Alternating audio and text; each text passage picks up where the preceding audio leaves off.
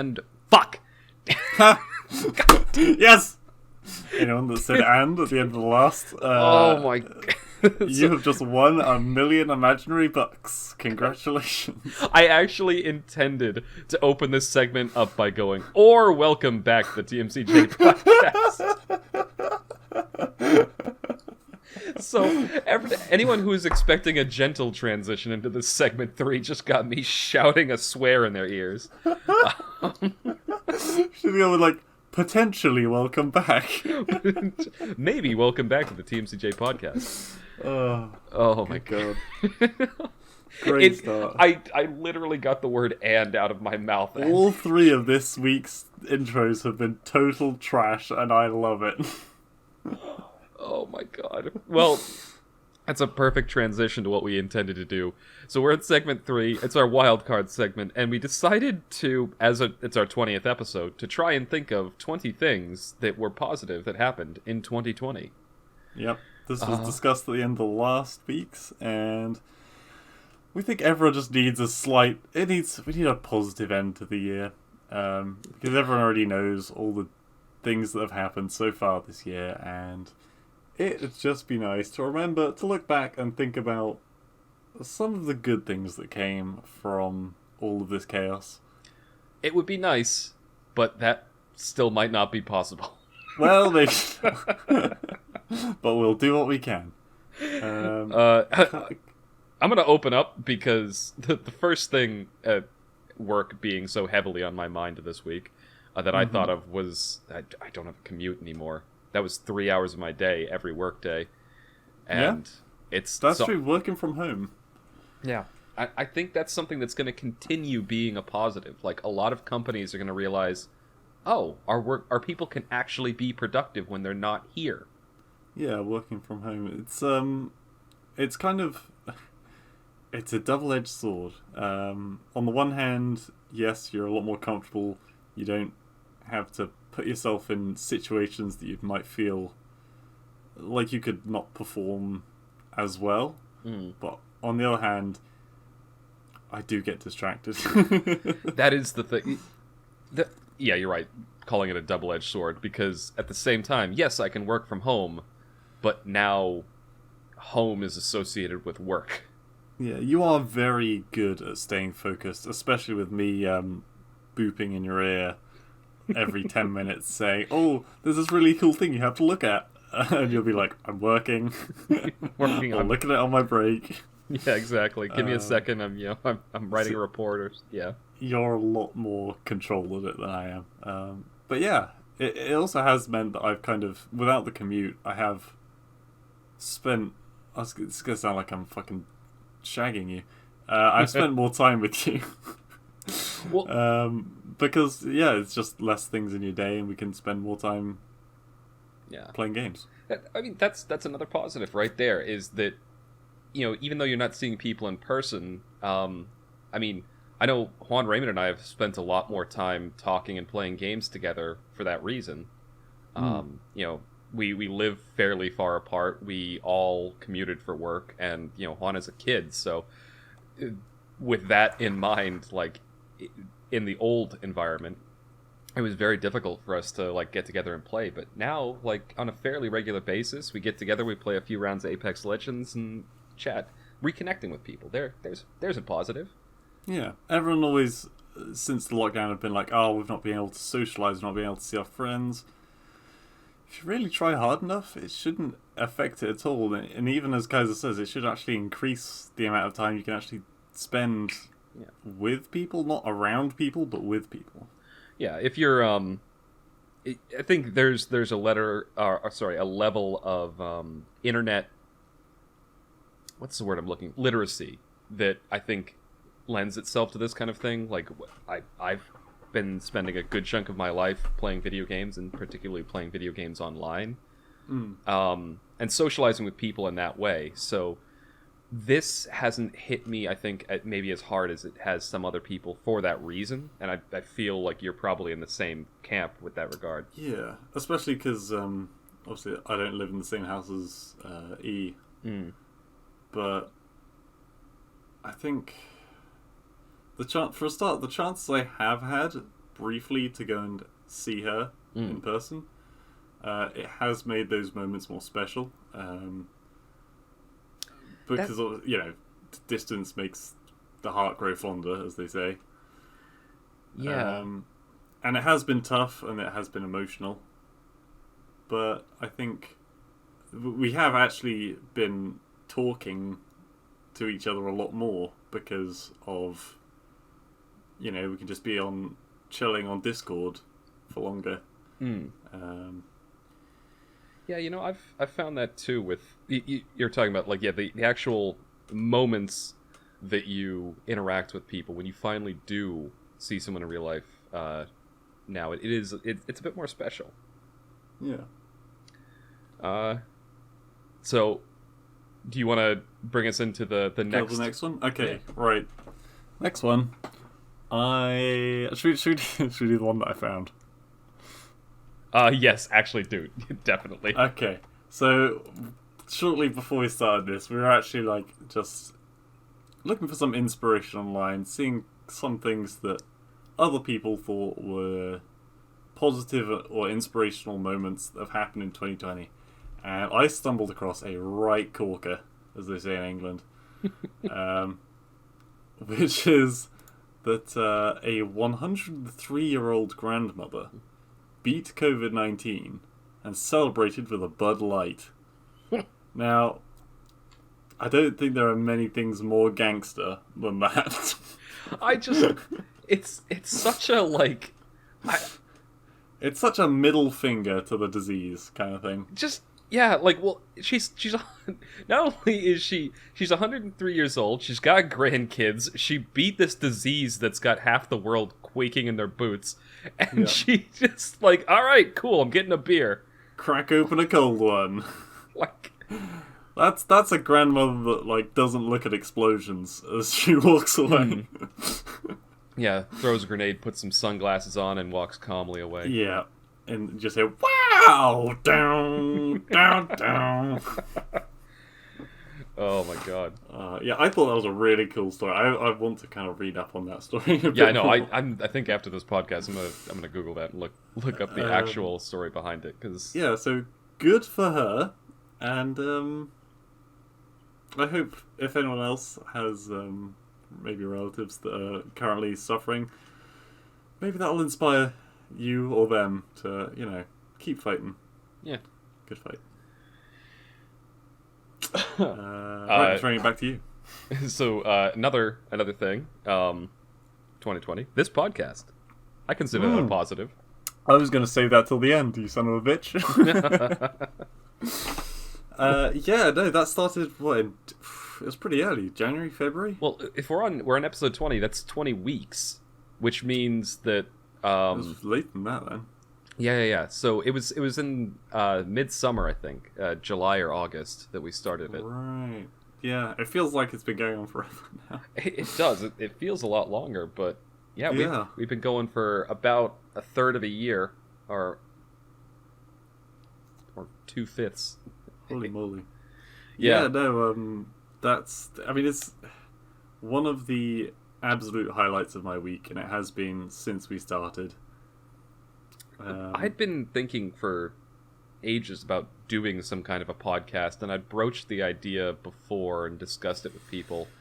And it was only this year when I finally had the time and to really think it out and kind of sketch it out in my head what I wanted it to look like, how I wanted it to be structured.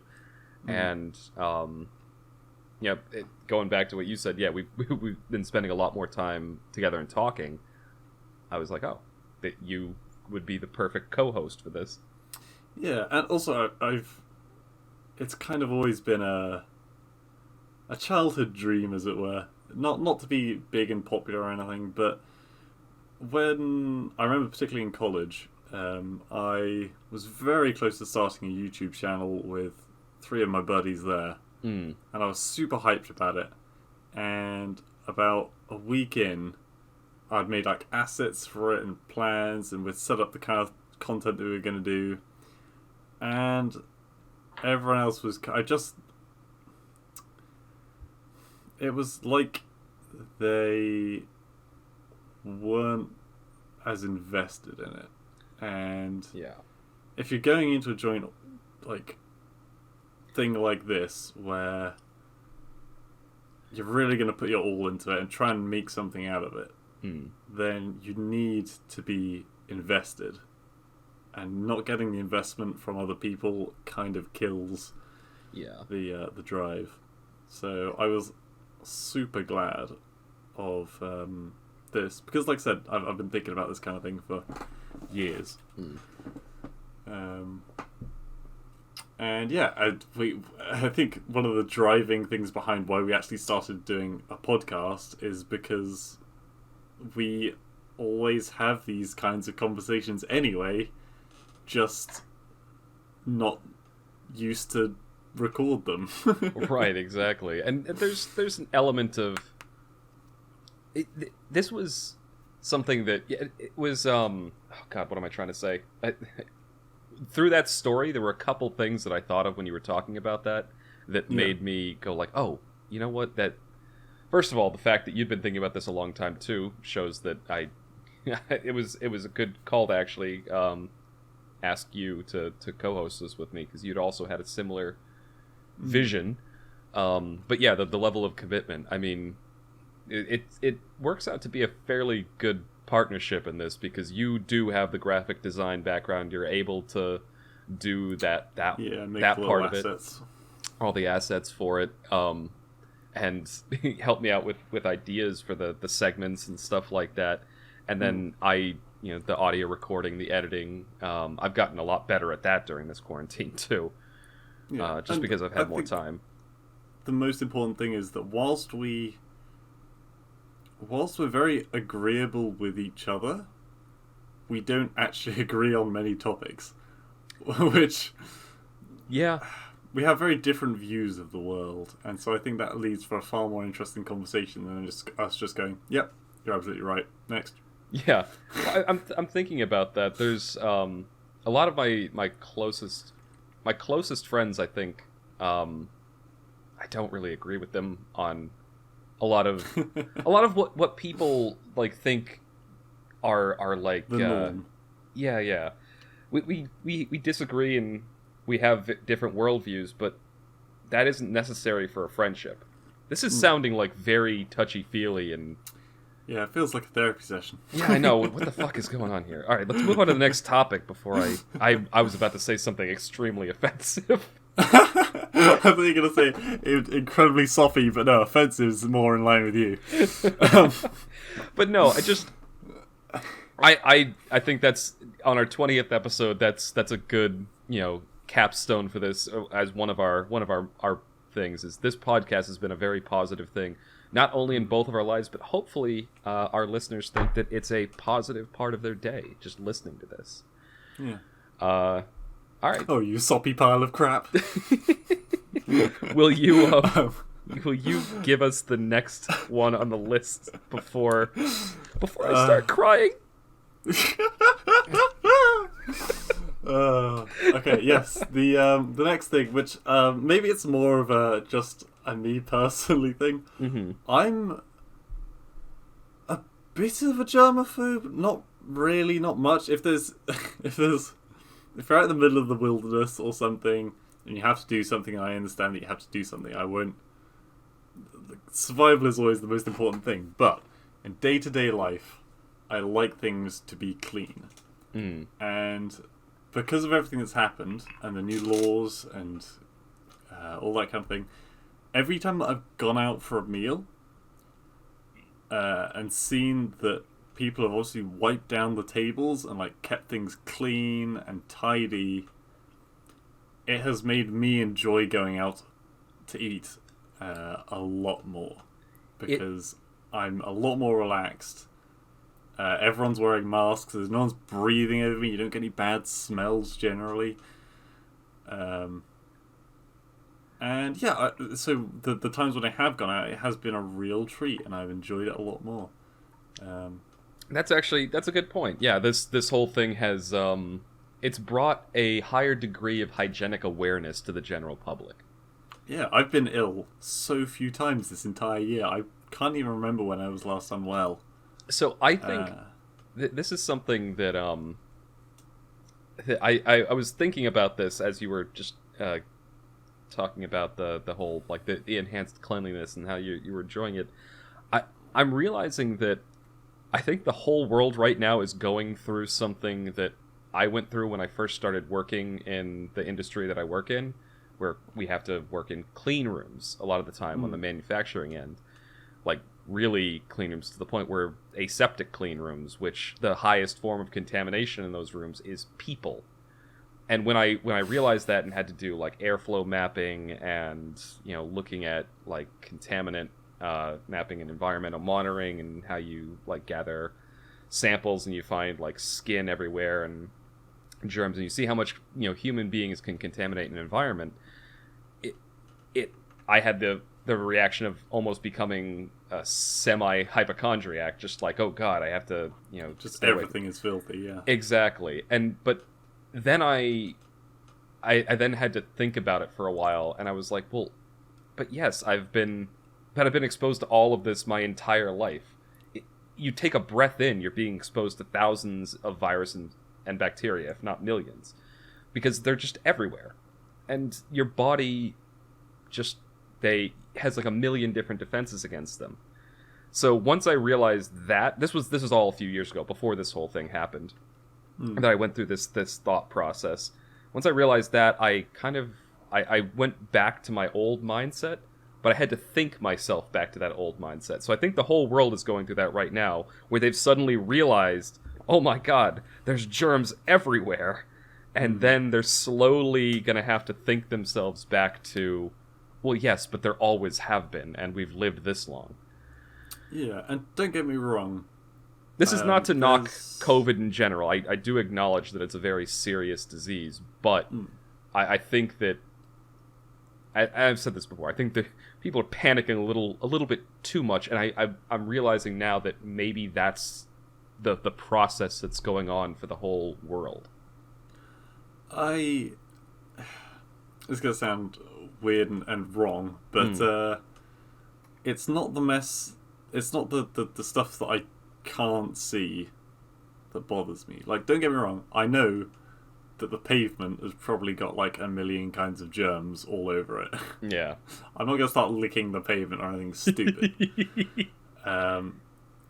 But I would still like there to be no like chewing gum, for example, on the pavement, because I can see that.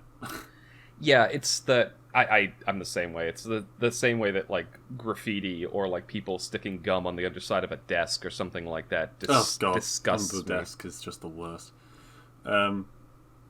Yes, because like that's but you touch it by accident. I was saying your hand brushes it and you're like, oh, that's been in someone's mouth, and the mouth is like the most disgusting part of the human body. Like, not even kidding. That's like medically, it's the place with the most bacteria.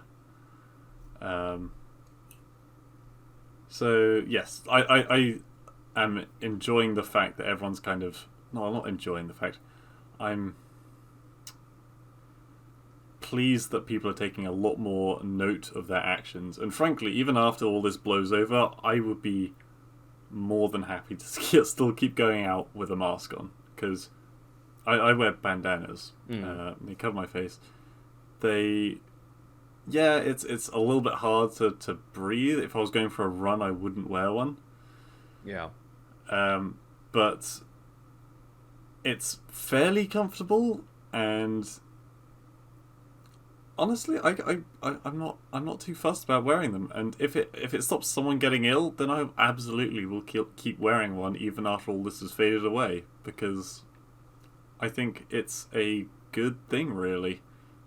Which was definitely not my opinion before COVID.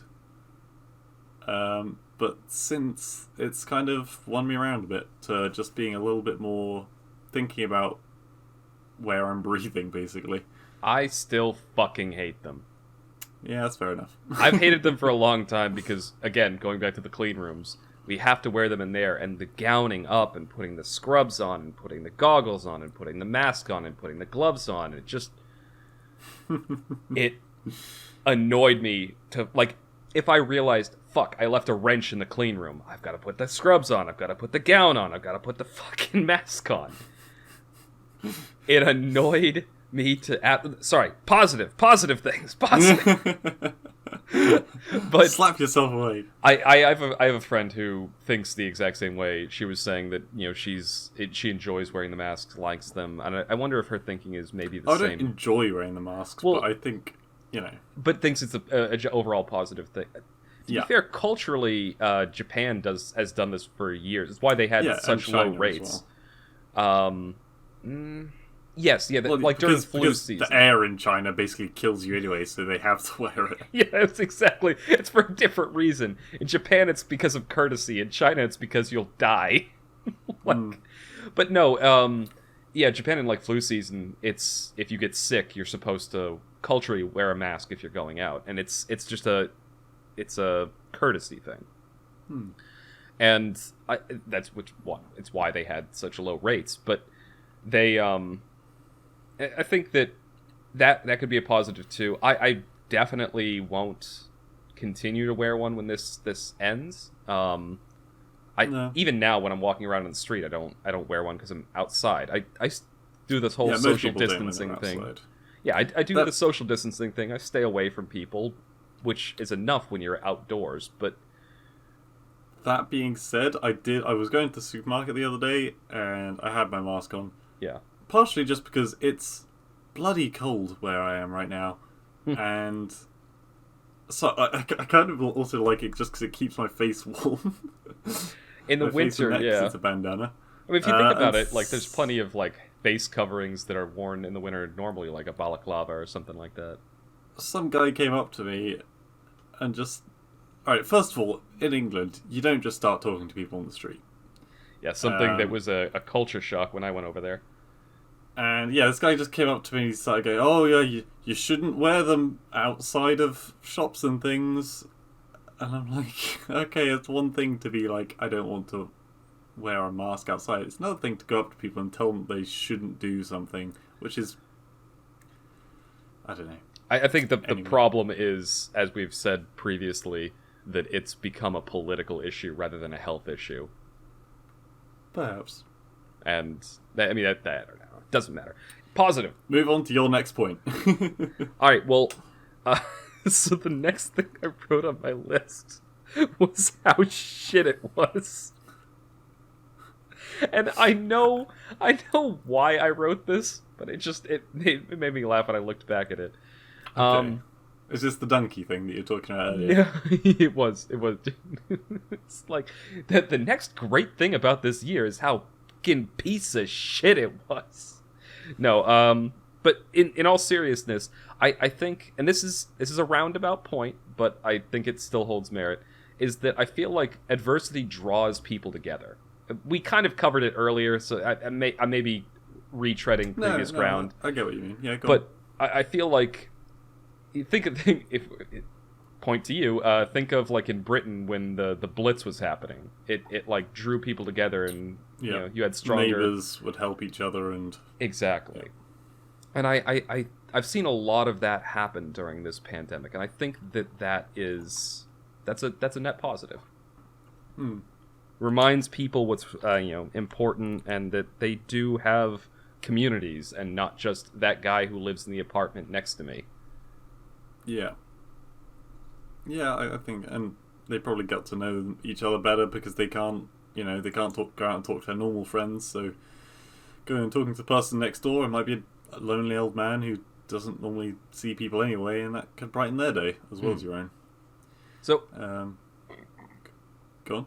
Because we kind of retreaded the spot a bit already. On? Yeah. So move swiftly on and talk about your next point and waffle a little bit because I need to stand up and grab something. Okay, cool. Well, the next one was kind of a personal one for me more than anything else. Although I suppose the reason behind it could also be for more people.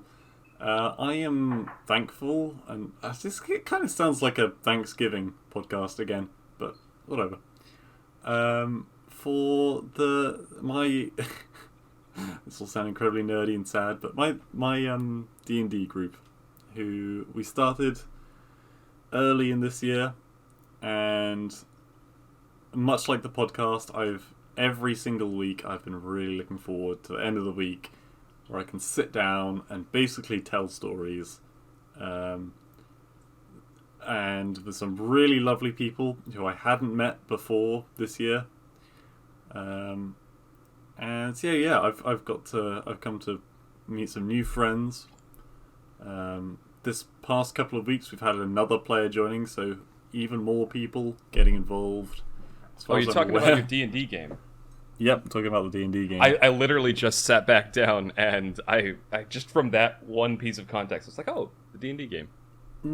Because that's had like it's been going slightly longer than this podcast now. And yeah, it's just really brought me happiness this year, and hopefully other people to make it more of a not just for me thing. Hopefully other people have been getting in touch with new people, meeting new people online, and trying different things as well to occupy your time and, be sociable. Goes back to some of the points we were making about the podcast itself. That's the way we did it. And speaking of D&D, I definitely had a lot more time to devote to the D&D game that I was running for Kevin, Jake, Duncan, you and I. Yeah. And I think that essentially we were doing it on weekends in general anyway, but I was able to put more time into actually reading ahead and planning things, and I don't know, similar thing, but that's a good one. So this is the point in my list where I started to get sarcastic. Oh dear. The next thing I wrote down is it's almost over. I mean, as dumb as that is, you do have a good point. There's a fresh start coming up. Yeah. Whenever the new year rolls around, it feels like, it's a chance for new opportunity. Yeah, right? A blank sheet. And also, there's a lot of things already planned to happen next year, both for you, myself, and quite significantly someone else in the Hive, which is very exciting. It's going to happen around, February, March next year. Mm-hmm. Yep. So I think you're right, there are things to look forward to in a not so distant future. That's the thing. I find it very easy, especially when I'm like around this time of the year. The last 3 years, as long as I've worked at the place that I'm working now, around this time of the year, the company basically shuts down. A lot of pharmaceutical companies do this. They shut down at the end of the year, and it's meant to give people a break. They call it like a recharge week or something. They give you a couple extra days off around Christmas, so it's like you get to do the shopping and all that. Yeah, exactly. So, for instance, it's more just a lot of people were using their vacation to take off the space between Christmas and New Year's anyway. So they just say, well, you can just have those days off anyway. Yeah, I know in in the last place I worked, they wouldn't let you take any days off in December. Instead, they kind of they say you get certain amounts of days. They assign days for you to be off. Mm-hmm.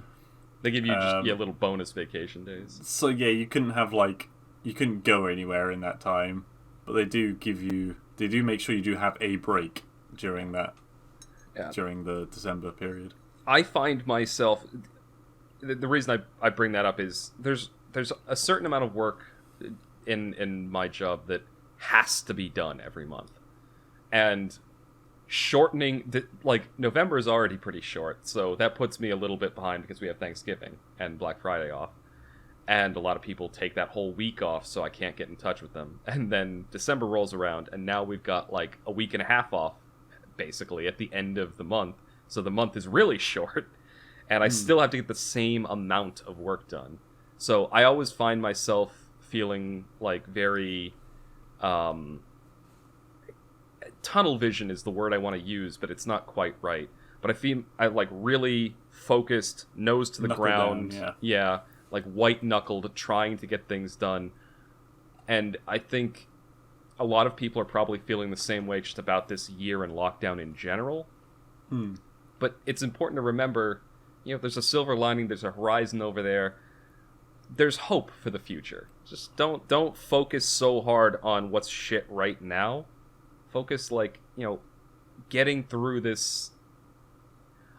I almost said trying time. I am so sick to death of people saying these trying times. Anyway, positive.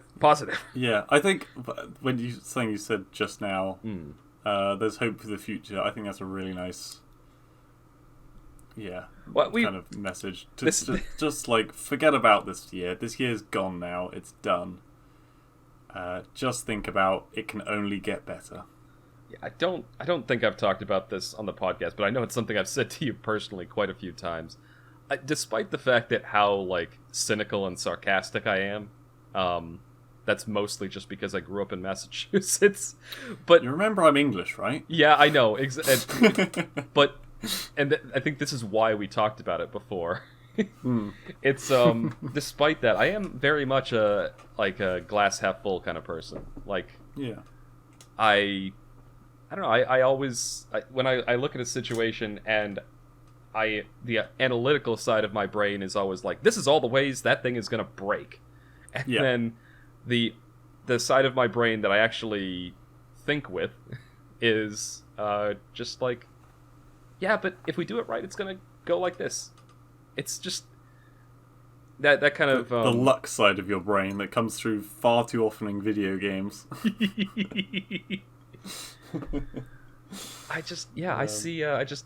I'm always at heart, I'm a very hopeful person and a very That's why you like Sledge so much. It's because every wall you break down with that sledgehammer, there could be an enemy on the other side waiting with a shotgun.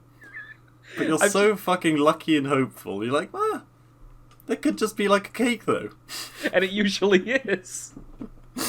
No, you've never smashed through a wall and found a cake. I'm saying that now, calling your bullshit. But no, there's actually a bit of irony to that statement I just made. Well, I wonder if this comes down to it. My mother's name is actually Hope. Oh yeah. And I don't know. Maybe that's I was raised by the word, so maybe that's why I am so hopeful.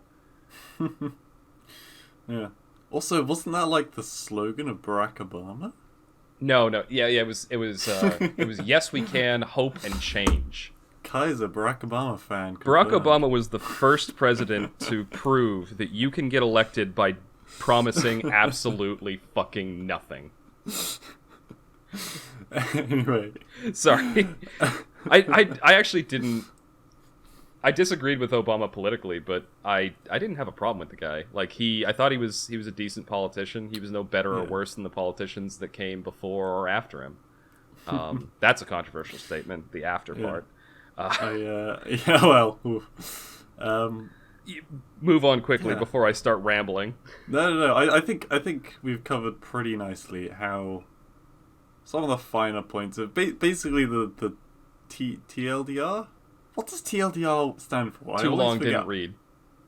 Okay, cool.